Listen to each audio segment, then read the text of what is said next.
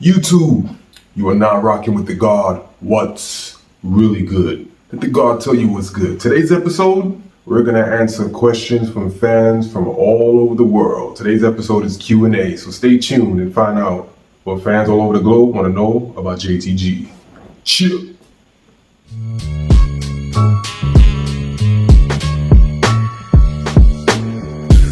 So the God had a long list of questions from fans from all over the globe. So I had to, there's going to be, of course, a part 1 and a part 2 series because there's a lot of questions, a lot of good questions. And I want to get to all of them. We can't get to all of them in one day. Come on. So I'm going to answer a few of the most popular questions that I keep seeing over and over again on social media and what was directed to the God. So what you want to know about JTG?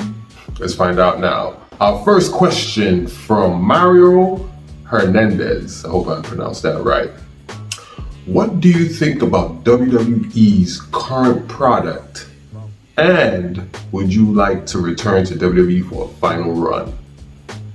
Now, what does the God think about the WWE's current product right now at this moment? So I'll be honest with you. The God doesn't watch every Raw, every SmackDown, every pay-per-view. I catch the highlights and, I watch a few podcasts that give me a review of the week and all that good stuff. But at this moment, the God is enjoying the product. I'm enjoying the Bloodline storyline. I'm enjoying the rivalry between CM Punk and Drew McIntyre. I'm loving seeing the growth of Uce, the Yeet Master. They cooled off my boy LA Knight, but he'll be back on the scene real soon. I love to see him in the main event scene. And big shout out to another to Simone Werewolf, Jacob Fatu. I ain't seen nothing yet. Ooh, that boy right there. I worked him a couple of times in the Indies, and he's got a great mind for the business.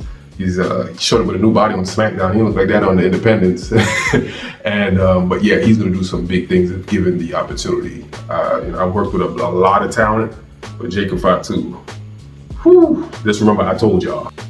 So follow-up question from Mario Hernandez. JTG, would you like to return to the WWE for a final run? And I'm gonna keep it real with you. The guy gets this question asked all the time. But right here on this YouTube channel, I'm gonna keep it extra trill. Would I like to go back to WWE for a final run? If the God is given a platform where he could showcase his talent and show the world his God-given gift, I would love to go back to the WWE. I would love to go to any platform.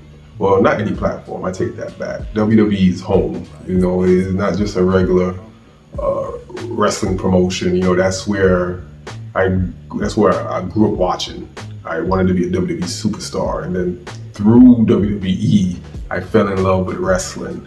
But the goal was always to be a WWE superstar, and that's where I started, and that is home. So we'll see. Next question from Fernando. Put his name right here because I don't want to mess up your last name.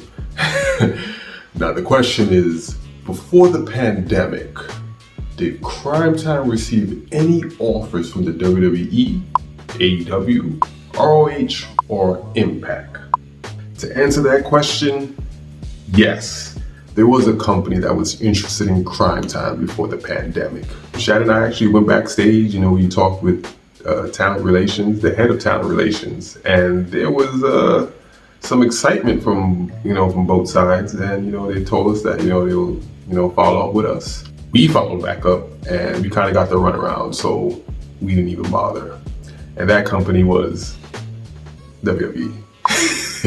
Next question coming in from Rodrigo Wetterchuck. What do you think about your finisher being used nowadays by wrestlers like Finn Balor and Seth Rollins? Seth Rollins and Finn Balor don't use my finisher. They do some sort of I think what you're talking about is some sort of sling blade business in the ring. And the God's shout out is way more dynamic than a sling blade. Have you seen my shout out? Man, run the footage. Different styles, to say the least. Next question coming in from, I got this, Raul Ventura Salazar? Yeah, I think I got it, I nailed it. What was your favorite rivalry in the WWE? One of my favorite rivalries working in the WWE was working with Miz and Morrison. Miz and Morrison, Shad and I, we all started in OVW, and we both teams had .com shows, and we were always trying to one up each other in the ratings, and we started insulting each other, and it was a lot of back and forth, and then it spilled into a pay-per-view match, and that was a lot of fun. Yeah, I gotta watch that match back again. Next question from, I'm not even gonna try. What is your favorite match you have ever been in? Okay, so one of my most favorite matches that I've ever been in was working with Big Show and Chris Jericho at SummerSlam for the tag team titles.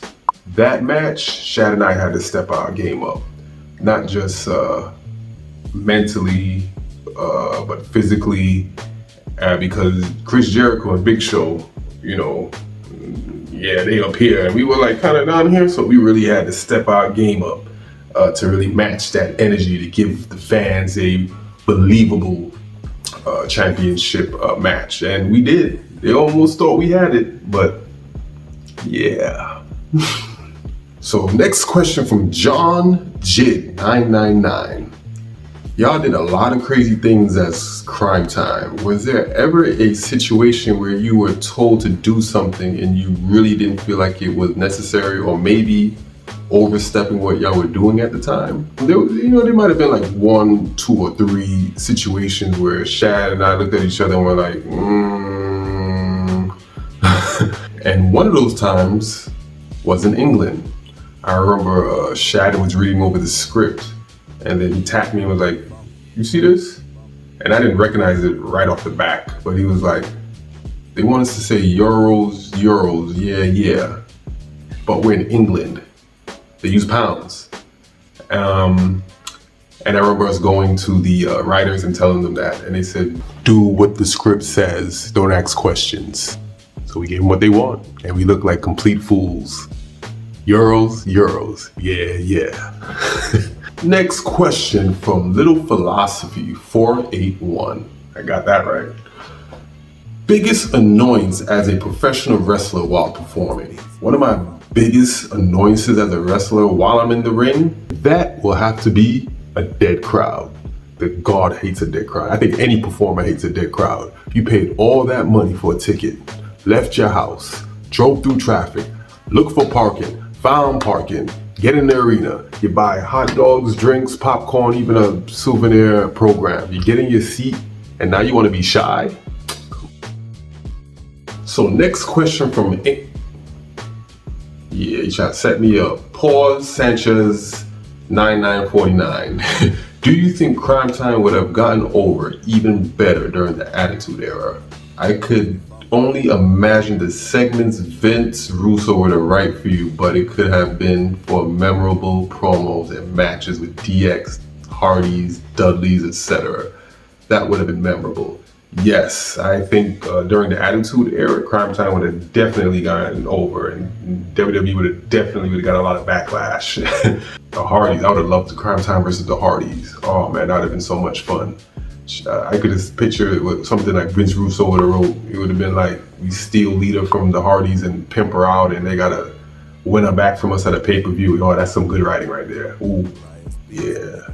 Next question from Robin Onion.